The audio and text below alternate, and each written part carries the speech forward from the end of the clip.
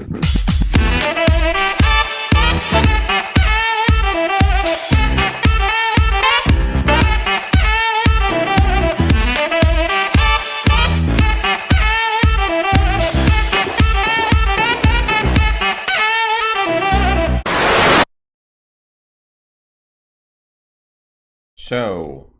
just a little check-in if anybody was wondering about the 2020 election. People are watching Joe Biden's recent TV interviews and they're asking questions. They're asking, is this man mentally fit for the presidency? They're asking, is this man going to be able to compete in a debate with Donald Trump? We're even asking, is he going to win the primary? Will there be a primary? Will the primary be canceled? What's going to happen? And I want to give you a little bit of update here because, of course, the intro, the outro to my program features Joe Biden, mighty Joe Biden. I could use some other terms to describe him, but to give you an update on what's happening with Joe. Joe is obviously not getting better; he's getting worse. He's going to continue, the more he appears, the more problems he's going to continue to have. In many ways, he's worse than Hillary Clinton.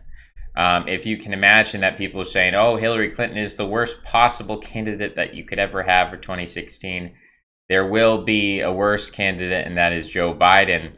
Of course, Donald Trump is also pretty much Jeb Bush at this point with his endorsements of Charlie Kirk. It is really 2015 all over again, where people were projecting a Jeb versus Clinton race or a Bush versus Clinton. We essentially have Bush versus Clinton in the form of Trump versus Biden. But here's what's going to happen with Biden. Biden has committed to nominating a female of color as his vice president.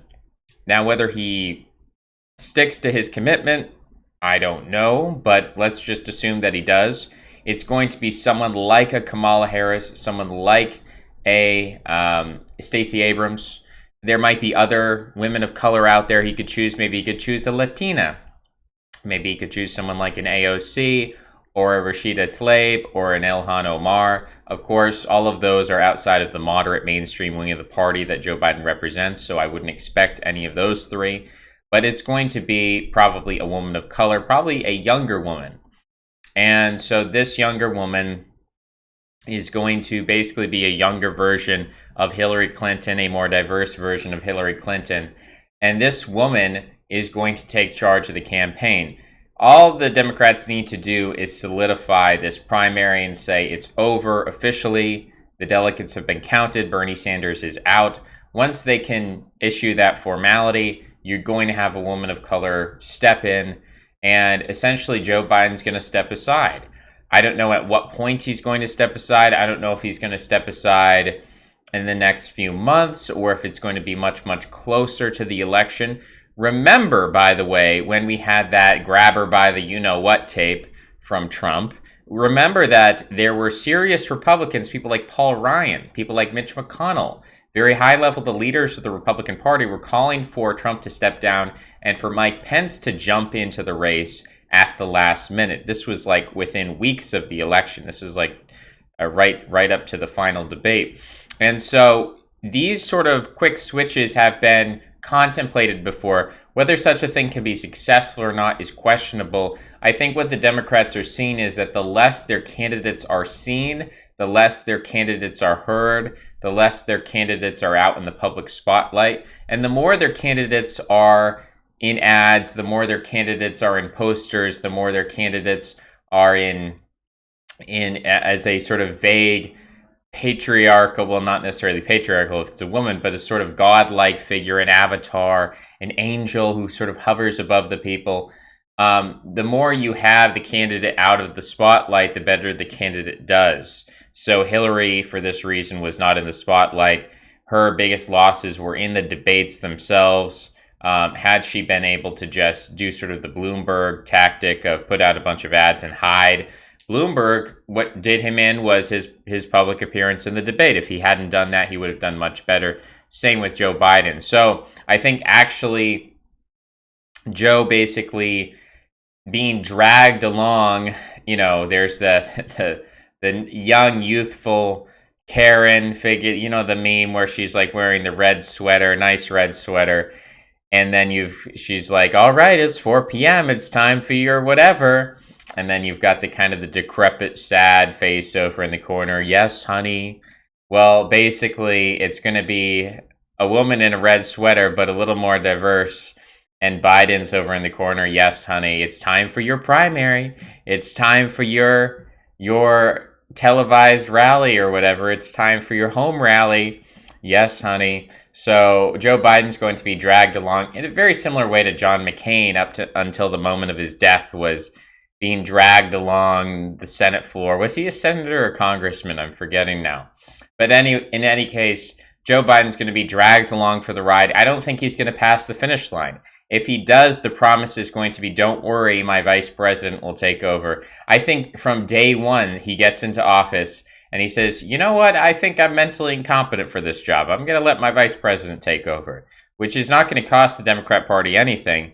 It's just Joe is the vehicle to get the black votes to beat Bernie so that you can then get a vice president in there. Whether that happens before the first Republican versus Democrat debate with Trump, whether it happens after the first debate, whether it happens last minute, a week before the election, however that occurs, I'm not entirely sure.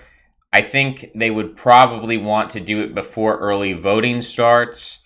I think they would probably want to do it before some of the debates because it is going to be humiliating to see Joe very frazzled and confused against Trump. Although maybe they want Trump to look like a mean guy, so they want him to beat on Joe a little bit, and Joe will get beat up, and then a strong woman will come in and beat up Trump. So I don't know exactly the timetable, but this is my projection that essentially the vice presidency has been for a long time an inconsequential position. No one really cares. It's not I mean, Joe Biden was the vice president. What does that tell you about the office? So it's not a very important position. Usually it's just a cheerleader in the background, someone who maybe helps make deals, but not really someone who's making executive decisions. I think we're going to see a change with Joe Biden. I don't think he can actually cross the finish line on this one. I don't think he's going to go all the way. I think someone is going to jump in as the VP and basically take over for him. And he's going to be the cheerleader for them. So it'll be interesting to see what happens. I mean, maybe they could even do a switcheroo. They could say, oh, I think I'm going to switch places with my vice president. I don't know. I mean, I can see Joe Biden saying something like, you know, I'm going to die pretty soon, so you're really voting for my vice president. Don't worry about me. Worry about my vice president. And if she dies, then you've got Nancy Pelosi or something like that. Of course, maybe not that morbidly, but you never know what's going to come out of Joe's mouth, and that's why we love him, right? Because he just tells it like it is. Jack, listen, Jack, here's how it is. Very short video today, just an update on the 2020 election, and I will see you next time. Bye-bye.